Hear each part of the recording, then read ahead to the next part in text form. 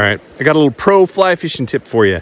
Before you use dry shake, squeeze the water out of the fly. You'll find that your dry shake will last a lot longer if you kind of squeeze the water out of the fly. Then once you've done that, you can stick your fly into the dry shake, give it a little shake. Wow.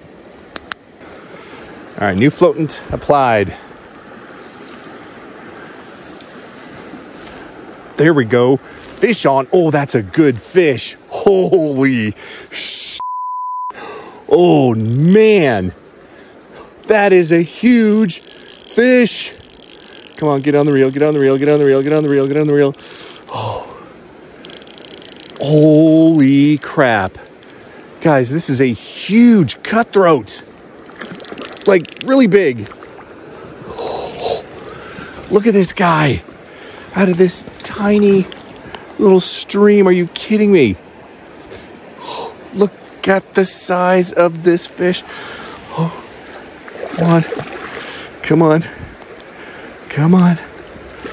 Oh, definitely fish of the day. Come on, stay buttoned. Get in the net. Oh, yes. Oh, my God. Look at this fish. Oh, holy smokes. Look at the size of this fish. That thing is huge.